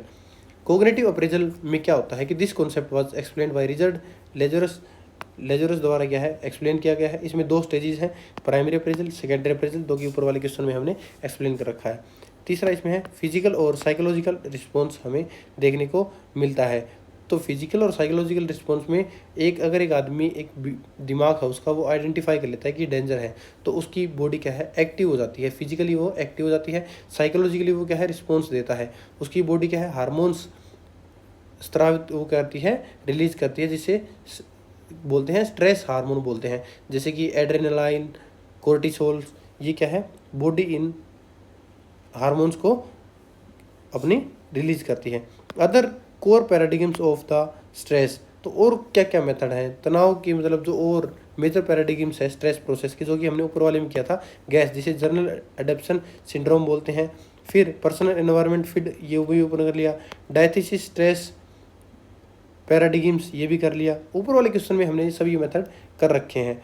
तो ये तनाव के कुछ और मुख्य मुद्दे थे जिनके बारे में हमने बात की। इससे बाद में क्या है, as clarified in the core quest, all stressor are not completely harmful, 2 different outcomes of the stress process can happen. तो स्ट्रेस 2 तरीके से आ सकता है, स्ट्रेस और डिस्ट्रेस। स्ट्रेस क्या होता है, पॉजिटिव स्ट्रेस, जिससे क्या होता है, ये तनाव मध्यम लेवल का होता है, जिससे आपकी प्रोडक्टिविटी बढ़ती है। और नेगेटिव स्ट्रेस क्या होता है, तनाव बहुत ज़्यादा लंबे समय तक रहता है, जिसके कारण आप पर सामाजिक, मानसिक और शारीरिक प्रभाव पड़ता है। ये इस क्वेश्चन का कंक्लूजन है, जिसको आप आगे आराम से चेक कर सकते हैं। अगला क्वेश्चन है इसका, describe the consequences of stress. कि स्ट्रेस के क्या क्या कॉन्सिक्वेंसेस है उनको हम इस क्वेश्चन में देखेंगे। जैसा कि इस क्वेश्चन में बताया गया है, तनाव में कई प्रकार के कॉन्सिक्वेंसेस देखने को मिलते हैं। सबसे पहला physical consequences of work place stress, जिसमें हमें शारीरिक परिणाम देखने को मिलते हैं। फास्ट हार्ट बीट हो जाएगी, हाई ब्लड प्रेशर हो जाएगा, हेडेक आ जाएगा, स्किन प्रॉब्लम हो जाएगी, डाइजेशन प्रॉब्लम, ब्रीथिंग डिफिकल्टीज हमें देखने को मिलेगी। ये हमारे क्या है, फिजिकल कॉन्सिक्वेंसेज देखने को मिलेंगे। दूसरा इसमें psychological consequences of work place. तो साइकोलॉजिकल कॉन्सिक्वेंसेज में हमें क्या देखने को मिलेगा, लॉन्ग टर्म स्ट्रेस इसे मेंटल हेल्थ को क्या है, प्रभावित करती है, जिसमें हमें डिप्रेशन, एंजाइटी, रूमेनेशन क्या होता है, बार बार नकारात्मक सोच करना, बर्नआउट होना, पूर्ण मानसिक और शारीरिक थकावट का होना, उसे बोलते हैं टोटली बर्नआउट कंडीशन बोलते हैं, जो कि बहुत ही ज़्यादा खतरनाक होती है। तो अगर आपके बारे में बर्नआउट के बारे में ऊपर आपको एक पूरा क्वेश्चन भी करवा चुका हूँ, अगर ये आपका 250 वर्ड या 500 वर्ड में जैसे भी आता है तो आप इसको ईजिली एक्सप्लेन कर सकते हो। फिर थर्ड इसमें क्या आता है हमारा, work place stress as behavioural and conduct outcomes. तो इसमें क्या होता है कि जो बिहेवियरल कंसिक्वेंसेज है, जैसे कि डिक्लाइन इन प्रोडक्टिविटी हो जाता है, प्रोडक्टिविटी हमारी कम हो जाती है, वर्क एफिशिएंसी कम हो जाती है, टेंडेंसी ऑफ सब्सटेंस एब्यूज़, जो क्या है नशीले पदार्थों का सेवन करने लग जाता है इंसान, इंक्रीज इन एब्सटेंशिज्म, तो ये क्या होता है, बार बार अनुपस्थित रहना, एब्सेंटीज होना, उसे बोलते हैं एब्सेंटीज़म के बढ़ जाता है। Irritability and bitterness in interpersonal relationship, जो उसके पारिवारिक संबंध है उसमें चिड़चिड़ा बना जाता है और वो क्या होता है, एग्रेसिव हो जाता है। इंटरपर्सनल रिलेशनशिप उसकी खटास आ जाती है, उनमें वो पारिवारिक संबंध में विवाद हो जाता है। ऑर्गेनाइजेशनल कॉन्सिक्वेंसेज ऑफ स्ट्रेस, तो स्ट्रेस के कारण क्या ऑर्गेनाइजेशनल कॉन्सिक्वेंसेज देखने को मिलते हैं, इसमें आता है हाई एम्प्लॉय टर्नओवर रेट। तो इसमें क्या होता है, हाई एम्प्लॉय टर्नओवर में होता है, कर्मचारियों को नौकरी छोड़ना होता है कि ज़्यादा कर्मचारी स्ट्रेस के कारण नौकरी छोड़ने लग जाते हैं। डैमेज टू ऑर्गेनाइजेशनल रेपुटेशन, काम समय पर पूरा नहीं होगा, प्रोडक्टिविटी कम हो जाएगी और जो हमारी प्रोडक्टिविटी है वो भी एफिशिएंट नहीं होगी, अच्छी क्वालिटी की नहीं होगी, तो रेपुटेशन डाउन होगी। वेस्टेज ऑफ फाइनेंशियल रिसोर्सेज, जो फाइनेंशियल रिसोर्सेज है उनका वेस्टेज होगा। Collapse of multitasking and team work, जो टीम वर्क हो रहा है और मल्टीटास्किंग है वो खराब हो जाएगी। Impact on family and social life, stress के कारण फैमिली और सोशल लाइफ पर क्या प्रभाव पड़ता है, lack of quality time, marital and family disputes बढ़ते हैं। ये क्वेश्चन बार बार रिपीट हो रहे हैं। आपको स्ट्रेस के बारे में, टाइम मैनेजमेंट के बारे में यही सेम पॉइंट है, आप एक बार ध्यान से इसके 10 क्वेश्चन पढ़ लो, जिससे आपकी पूरी आपका जो एग्जाम का क्वेश्चन पेपर है वो आपका कवर हो जाएगा। डिस्कस प्रिवेंटिव स्ट्रेस मैनेजमेंट, तो स्ट्रेस मैनेजमेंट कैसे कर सकते हैं, इसके प्रिवेंटिव मेजर्स क्या हैं वो हम इसमें देखेंगे। जो पहला होता है इंडिविजुअल प्रिवेंशन, कि इंसान खुद से कैसे प्रिवेंट कर सकता है, ये हम ऑलरेडी ऊपर कर सकते हैं। ऑर्गेनाइज स्ट्रेस मैनेजमेंट कैसे कर सकते हैं, ऑर्गेनाइज तरीके से। फिर टेरिटरी प्रिवेंटेशन कैसे कर सकते हैं वो बताया गया है, इंडिविजुअल लेवल पर, ऑर्गेनाइजेशन लेवल पर तो बताया गया है। तो प्राइमरी प्रिवेंशन कैसे कर सकते हैं, इंडिविजुअल स्टेट पर, और इसके हमें चार्ट बना के भी क्लियर कर सकता है, इस चार्ट को भी आप देख सकते हैं, बिल्कुल इजी मेथड से इसको कराया गया है। सेकेंडरी प्रिवेंशन में आप कैसे कर सकते हैं, टेरिटरी प्रिवेंशन में कैसे कर सकते हैं, तो ये इसके सारे मेथड बताए गए हैं। जो मेजर पिलर्स हैं इंडिविजुअल प्रिवेंशन के वो क्या है, पॉजिटिव थिंकिंग का होना और educated optimism, balance of diet and lifestyle, diet का बैलेंस होना और लाइफस्टाइल का अच्छा होना। Major pillars of organisation prevention क्या होते हैं, जो वर्कर का है उसको कंट्रोल करो, इंक्रीज इन वर्कर कंट्रोल। फिर डेवलपमेंट ऑफ सोशल रिलेशंस, क्या है, सोशल रिलेशन को डेवलप करो, ये इस क्वेश्चन का कंक्लूजन हो जाएगा। Discuss the main structure of time management, time management की मेन स्ट्रक्चर को बताना है। तो इसमें क्या होगा, underestimation of time as a resources, तो टाइम की कीमत को कम आंकना, ये हो गया पहला इसमें। दूसरा क्या हो गया, एथिकल इम्प्लीकेशंस आ जाएगा इसमें। थर्ड इसमें हमारा क्या आएगा, वर्क लाइफ बैलेंस का होना बहुत ज़रूरी है, अगर वर्क लाइफ बैलेंस नहीं होगी तो क्या होगा, आपकी प्रोडक्टिविटी सारी चीज़ें इससे हैम्पर हो जाएंगी। अगला इसमें क्या आएगा, जो हम क्या क्या कर सकते हैं इसको स्ट्रेस को मैनेजमेंट करने के लिए, प्राइमरी प्रिवेंशन कर सकते हैं, सेकेंडरी प्रिवेंशन कर सकते हैं, टेरिटरी प्रिवेंशन कर सकते हैं, जो कि ऊपर वाले क्वेश्चन में है, देखा था हमने उस चार्ट के थ्रू, एक एक को समझा था। फिर इसमें evaluation of the time as a resources, ethical and social evaluation, तो हमें क्या है, टाइम रिसोर्सेज की, टाइम मैनेजमेंट की क्या है, इवेल्युएशन करनी है, जो उसकी एथिकल और सोशल इवेल्युएशन है उसको करके देखना है। तो इसमें क्या है, वर्क लाइफ बैलेंस का होना ज़रूरी है, प्रोडक्टिविटी इससे क्या होगी, अच्छी हो जाएगी, बर्नआउट की कंडीशन नहीं आएगी, तो ये बताया गया है। फिर work done on the compulsion, फिर इसके कंक्लूजन। तो इस क्वेश्चन में पूछा क्या गया है, सबसे पहले इस क्वेश्चन में पूछा गया है वो बताता हूँ कि discuss the main structure of time management. तो टाइम मैनेजमेंट की मुख्य संरचना को हमें जानना है, जिसमें सबसे पहले टाइम मैनेजमेंट की डेफिनेशन दे देंगे। फिर हमें क्या बताना है, समय को संसाधन के रूप में कम महत्व देना, underestimate of time as a resources. तो इसके क्या क्या आते हैं, इसमें डिले इन वर्क हो गया, ब्रेकिंग प्रोमिसेस हो गया, पुअर पंक्चुअलिटी हो गया, वेस्टिंग टाइम हो गया, ज़्यादा आ जाएंगे। फिर इसमें क्या होगा, एथिकल इम्प्लीकेशन क्या होते हैं टाइम मैनेजमेंट के। तो इसमें delay in issuing certificates, delay in government approvals, delay in public services, जो रेड टेपिज्म है, लाल फीताशाही हो जाती है, डिसीजन मेकिंग स्लो हो जाती है, डिले इन प्रोजेक्ट हो जाता है, लॉस ऑफ पब्लिक ट्रस्ट हो जाता है, wastage of time and money हो जाता है। फिर वर्क लाइफ इम्बैलेंस हो जाता है, कार्य और निजी जीवन में असंतुलन हो जाता है। अगर आपका टाइम मैनेजमेंट अच्छा नहीं होगा तो वर्क लाइफ और पर्सनल लाइफ दोनों इसमें खराब हो जाती है। इसके लिए हम क्या है, 3 टायर प्रिवेंटिव स्ट्रक्चर रखते हैं। प्राइमरी प्रिवेंटिव में क्या करते हैं, बेटर टाइम मैनेजमेंट करते हैं, जॉब वर्क प्लानिंग करते हैं और जॉब रीडिजाइन करते हैं। सेकेंडरी प्रिवेंशन में क्या करते हैं, एक्सरसाइज करते हैं, योगा करते हैं, मेडिटेशन करते हैं और टीम बिल्डिंग करते हैं। ट्री में क्या होता है, जो तृतीय रोकथाम होती है प्रिवेंशन, उसमें क्या करते हैं, काउंसलिंग करते हैं, मेडिकल ट्रीटमेंट करते हैं और साइकोलॉजिकल सपोर्ट करते हैं।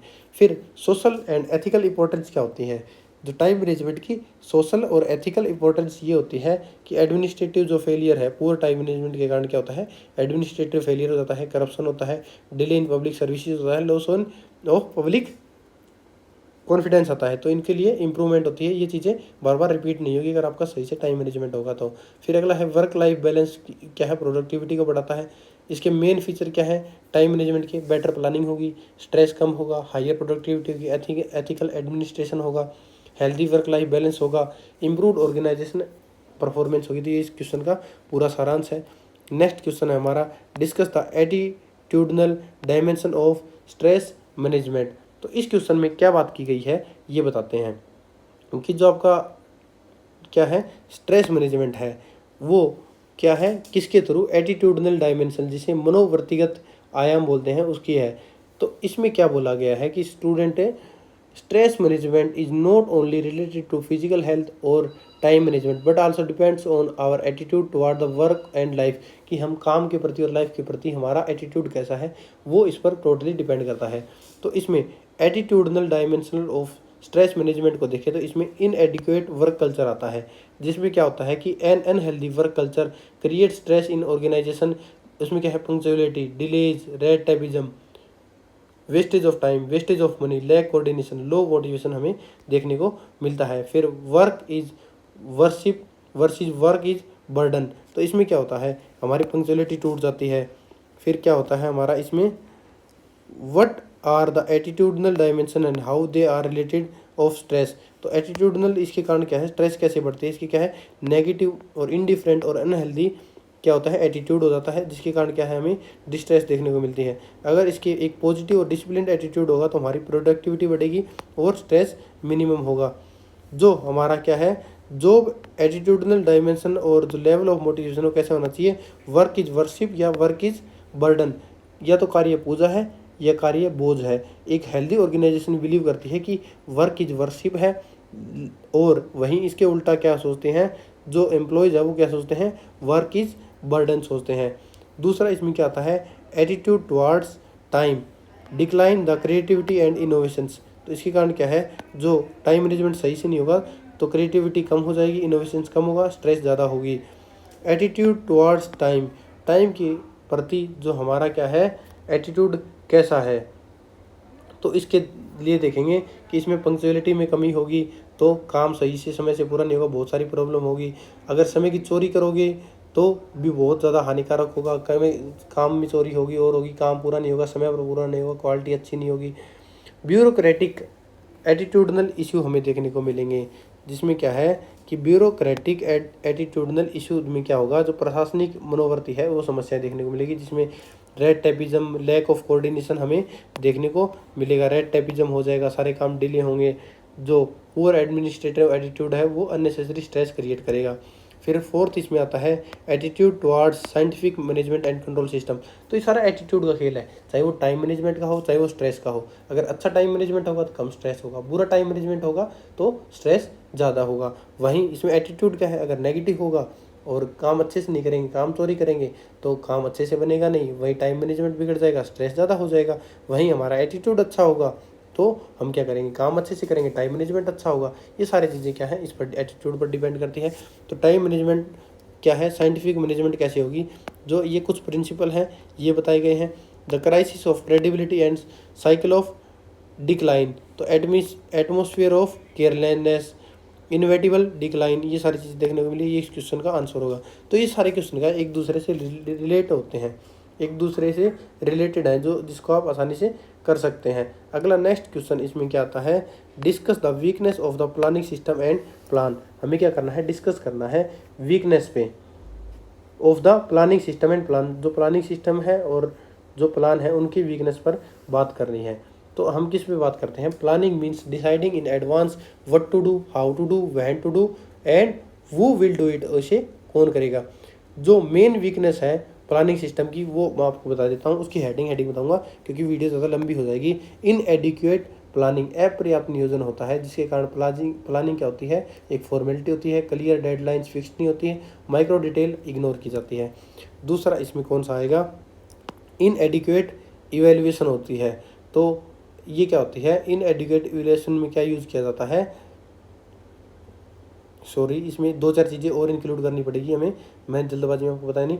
इनएडिक्वेट प्लानिंग के साथ हमें कुछ चीज़ें और ऐड की गई हैं। इनएडिक्वेट इवेल्यूशन से पहले हमें वन साइडेड प्लानिंग भी आती है कि जो प्लान होते हैं वो एक साइड से तैयार किए जाते हैं, जो वर्कर हैं उनसे पूछा नहीं जाता, जिस कारण क्या है, वर्कर और जो हायर अथॉरिटी डिसाइडिंग अथॉरिटी है उनके बीच में गैप बन जाता है। फिर लैक ऑफ रिसोर्सेज प्लानिंग, कोई प्लानिंग कर लोगे लेकिन उसके लिए रिसोर्सेज नहीं है तो काम कंप्लीट नहीं होगा। लैक ऑफ डिपार्टमेंटल कोऑर्डिनेशन, अगर डिपार्टमेंट में कोऑर्डिनेशन अच्छे हैं तो काम ऊपर से नीचे तक काम सही नहीं होगा। फिर इसमें क्या है, कॉन्सिक्वेंसेज क्या है, इनएडिक्वेट प्लानिंग के कॉन्सिक्वेंसेज देखने को मिलेंगे कुछ, तो इनएडिक्वेट इवैल्यूएशन भी करेंगे तो भी गलत होगा। फिर weakness in the planning system में होगा तो उसके कारण क्या होगा, हमें ऑब्स्टेकल इन गोल अचीवमेंट में प्रॉब्लम आएगी। टॉप डाउन और वन साइडेड प्लानिंग देख लिया हमने, लैक ऑफ टाइम लिमिट्स देख लिया हमने, लैक ऑफ रिसोर्सेज देख लिया, लैक ऑफ कोऑर्डिनेशन देख लिया। फिर क्या है, फियर रीचिंग कॉन्सिक्वेंसेज क्या है, इसके लिए ऑब्स्टेकल आएगा कोऑर्डिनेशन में और गोल अचीवमेंट में। तो इसके क्या क्या नुकसान है, अगर प्लानिंग अच्छे से नहीं की गई है तो ऑब्स्टेकल आएंगे गोल अचीवमेंट में।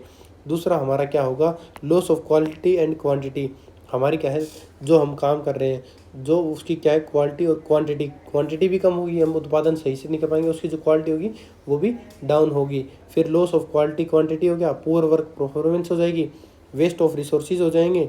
तो ये क्या है, हमें चीज़ देखनी पड़ेगी।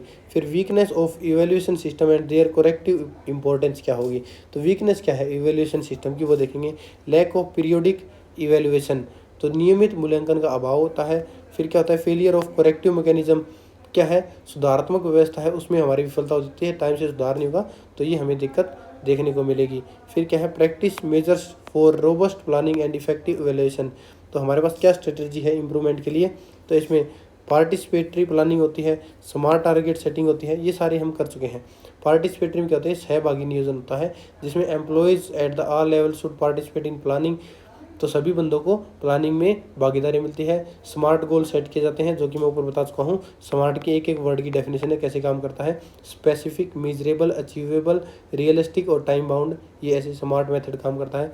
फिर इसमें क्या होता है, स्ट्रॉन्ग मॉनिटरिंग और इवैल्यूएशन सिस्टम लगाया जाएगा जिससे कोई गड़बड़ ना हो। फिर अगला क्या है, इसमें एक चीज़ और ऐड की जाएगी, बेटर कोऑर्डिनेशन होगा जिससे भी काम अच्छे होंगे। फिर इस क्वेश्चन का ये कंक्लूजन होगा, ये हमारा इस क्वेश्चन का आंसर हो गया। फिर देखते हैं अगले क्वेश्चन का answer, what is the impact of stress on physical health, हमारी फिजिकल हेल्थ के ऊपर स्ट्रेस का क्या प्रभाव पड़ता है। तो हमारे ऊपर स्ट्रेस का प्रभाव सामाजिक, मानसिक और शारीरिक रूप से पड़ता है, जिसमें क्या है अनेक बहुत सारे मॉडल है जिसमें देखने को मिलते हैं। तो इसमें मेनली देखते हैं इसमें इम्पैक्ट क्या पड़ता है हमारे ऊपर, तो उन चीज़ों को देखते हैं। सबसे पहले हार्ट एंड कार्डियोवास्कुलर डिसऑर्डर्स हो जाते हैं, क्या है हृदय संबंधी रोग हो जाते हैं। फिर इसके बाद हमें क्या देखने को मिलता है, relationship between future health risk and cortisol, तो आगे फ्यूचर हेल्थ रिस्क बढ़ जाते हैं स्ट्रेस के कारण। कोर्टिसोल, क्योंकि अगर स्ट्रेस होता है तो वो सारी चीज़ों पर प्रभाव डालता है, आपकी आंत, गुर्दे, किडनी, हृदय और आपके ब्रेन पर सभी जगह प्रभाव डालता है और कोर्टिसोल आपका बढ़ जाता है। फिर क्या है, पेप्टिक यूरिकर हो जाता है। पेप्टिक यूरिकर क्या है, जब होता है जब extra secretion of gastric juice in the body digest food, तो ये क्या है, पेप्टिक यूलेकर हो जाएगा आपको, आपको क्या है त्वचा संबंधी रोग हो जाएंगे, एलर्जीज हो जाएगी, आपको अस्थमा हो जाएगा, सांस संबंधी रोग हो जाएंगे, क्योंकि आप टाइम पर एक्सरसाइज नहीं करोगे, स्ट्रेस ज़्यादा रहेगी। तो ये सारी चीज़ें क्या है अंडर प्रेशर काम करेगी और आपके पास क्या है स्ट्रेस हार्मोन रिलीज होंगे, जिसके कारण क्या है फंक्शनैलिटी बिगड़ जाएगी आपकी बॉडी की। कंटिन्यूस आपको हेडेक रहने लग जाएगा, माइग्रेन जैसी प्रॉब्लम हो जाएगी। Some other impacts on the of the stress on health, कुछ और इम्पैक्ट है जो कि हमारे हेल्थ पर पड़ते हैं, वो आप इनको पढ़ सकते हो। ये हम क्वेश्चन ऑलरेडी ऊपर कवर कर चुके हैं, हमारे ऊपर क्या इफेक्ट पड़ता है। नेक्स्ट क्वेश्चन है describe the impact of stress on relationship, ये क्वेश्चन भी ऑलरेडी हम कर चुके हैं, हमारे रिलेशनशिप के ऊपर क्या प्रभाव पड़ता है इसका, तो इसको कर चुके हैं। Interconnection of relationship and stress, तो ये क्या करता है, इसके बहुत सारे इम्पैक्ट पड़ते हैं। कम्युनिकेशन गैप आ जाता है, मिसअंडरस्टैंडिंग बढ़ जाती है, incivility and violence at the work place, work place पर लड़ाई झगड़े होने लग जाते हैं, जो को वर्कर है उनके साथ बनती नहीं है। Failure of team work, team work अच्छे से नहीं होता, बिगड़ जाती है। इम्पैक्ट ऑफ फैमिली, फैमिली के ऊपर क्या प्रभाव पड़ता है, risk of marital bitterness and divorce, बहुत सारे डाइवोर्स हो जाते हैं, क्योंकि व्यवसाय और बिजनेस और नौकरी के कारण क्या है वहाँ का तनाव घर पे चला जाता है और वहाँ पर लड़ाई झगड़े होते हैं, फिर वो डाइवोर्स का कारण बनता है। अगला है डिस्टेंस इन पेरेंट चाइल्ड, इसमें क्या होता है डिस्टेंस हो जाता है, पेरेंट और चाइल्ड के बीच रिलेशनशिप होती है उनके बीच में। फिर सोशल आइसोलेशन और डिक्लाइन ऑफ फ्रेंडशिप हमें देखने को मिलती है कि हम सोशल एक्टिविटीज़ से पीछे हटने लग जाते हैं, हमारी lack of empathy and sensitivity बढ़ जाती है। फिर moderating variable affecting the outcome of stress, तो क्या है मॉडरेटिंग वेरिएबल्स हमें देखने को मिलते हैं, जिसमें organisation culture, traits of personality, management style में देखने को मिलता है। तो ये हमारा कंक्लूजन है जो हमने क्वेश्चन किया इसका। What is the basic of wasting time, तो वेस्टिंग टाइम कैसे होगा, अगर आप टाइम वेस्ट करोगे तो आपकी परफॉर्मेंस पर फ़र्क पड़ेगा, आपकी प्रोडक्टिविटी पर फ़र्क पड़ेगा, आपकी जॉब पर खतरा होगा, आपको स्ट्रेस रहेगा। दूसरा इससे क्या होगा, अगर आपको स्ट्रेस होगा तो स्ट्रेस के कारण आपको बहुत सारी मानसिक, सामाजिक और शारीरिक परेशानियां झेलनी पड़ेगी। तो इसमें क्या है controllable wastage of individual time, individual का वेस्टेबल जो क्या होता है कंट्रोलेबल वेस्टेज होता है। फिर अगले इसमें बात करें तो इनसफिशिएंट सेल्फ मैनेजमेंट होती है, फॉल्टी हैबिट्स होती है, अनऑर्गेनाइज यूज़ ऑफ टाइम होता है, इंटर पर्सनल बिहेवियर होते हैं और uncontrollable wastage of individual time का होता है। Controllable wastage of official time होता है, इसमें वैल्यूज, गोल्स और प्रायोरिटीज सेट की जाती हैं। पुअर कल्चर होता है और वर्क प्लेस होता है। डिक्रीज इन द कैपेसिटी में डिक्रीज कमी आ जाती है। लैक ऑफ प्लानिंग अच्छे से नहीं होती है। स्ट्रक्चर एंड प्रोसेसेस, जो स्ट्रक्चर और प्रोसेस है उसमें दिक्कत होती है। Uncontrollable wastage of official time की बात करें तो ये हमारे इसमें बताया गया है। Full and detail supplementary description of base of waste of time, तो इसमें क्या होता है साइकोलॉजिकल और बिहेवियर पिलर होते हैं इंडिविजुअल कंट्रोलेबल वेस्टेज के, उसमें इनडिसिप्लिन हो जाता है। ओवर प्रोमिसेस अपब्रिंगिंग हमें देखने को मिलती है। इम्बैलेंस होता है डायमेंशन ऑफ लाइफ में। फॉल्टी हैबिट्स होती है। अनहेल्दी लाइफस्टाइल होता है। डिजिटल डिस्ट्रैक्शन हमें देखने को मिलते हैं। इंटरपर्सनल डायनेमिक्स हमें देखने को मिलते हैं, जैसे कि ईगो क्लैशेस हो जाता है, एंगर गुस्सा होता है, पुअर कम्युनिकेशन हो जाता है, ओवर सोशलाइजेशन हो जाता है। जो ऑर्गेनाइजेशनल और स्ट्रक्चरल फ्लॉज हैं वो देखने को मिलते हैं। रेड टेपिज्म हमें देखने को मिलता है, जिसमें क्या है काम अटका दिए जाते हैं। लाल फीताशाही देखने को मिलती है। Poor culture of work place हमें देखने को मिलता है, वर्क प्लेस पर पुअर कल्चर होता है। Lack of planning and evaluation, planning अच्छे से नहीं होती, इवैल्यूएशन अच्छे से नहीं होता। Unskilled information management and old structure हमें देखने को मिलती है। अगला इसमें आता है एक्सटर्नल और अनकंट्रोलेबल फोर्सेज हमें देखने को मिलता है, जिसमें क्या होगा इंडिविजुअल लाइफ और प्रोफेशनल और पब्लिक लाइफ पर हैम्पर होगा, इसका प्रभाव पड़ेगा। ये इस क्वेश्चन का आपका आंसर है। How is time save, time को कैसे बचाएं। जैसे टाइम वेस्ट होता है उसका उल्टा आपको इसमें आंसर देना है। तो इसमें क्या है बहुत सारे सेविंग मेथड हैं, जिसमें प्लानिंग करके, वर्क्स की सेटिंग, गोल निर्धारित करके लॉन्ग टर्म के लिए, मीडियम टर्म के लिए, शॉर्ट टर्म के लिए टाइम को बचा सकते हैं। फोकस कर सकते हैं only one work at a time, एक समय पर एक ही काम करके। Work should be assigned to the right person, सही काम को ले, ऐसा काम मत ले जिससे आपका स्ट्रेस हो और आपका टाइम उसमें मैनेज ना कर पाओ। The best time of the day should be reserve from the most important and, सबसे पहले मोस्ट इंपॉर्टेंट काम करें, उसी इंपॉर्टेंट काम के लिए टाइम को रिजर्व करें। Gathering clutter and organising it helps completing work, तो क्या है क्लटर और ऑर्गेनाइज गैदरिंग करें, इन्फॉर्मेशन वगैरह कलेक्ट करें ताकि आपका काम टाइम पर पूरा हो सके। Use of appropriate technology helps in saving time, ऐसी टेक्नोलॉजी यूज़ करो जो आपको काम करने में और टाइम करने में हेल्प करे, आपका टाइम सेव हो। Daily, weekly, monthly, yearly schedules बनाओ जिससे आपका टारगेट सेट्स हो सके, काम कर सको। Handle PDA and cell phone, तो ये क्या है, handle PDA and cell phone करो जिससे आपको ट्रैकिंग हो सके और काम आसानी से कर सको। पर्सनल इन्फॉर्मेशन मैनेजर सॉफ्टवेयर का यूज़ करो जिससे आपकी जो काम है उसकी ट्रैकिंग होती रहे। टैबलेट पीसी का यूज़ करो, आपका टाइम सेव होगा, आपकी जो भी काम करोगे वो आसानी से उसे सेव कर सकते हो।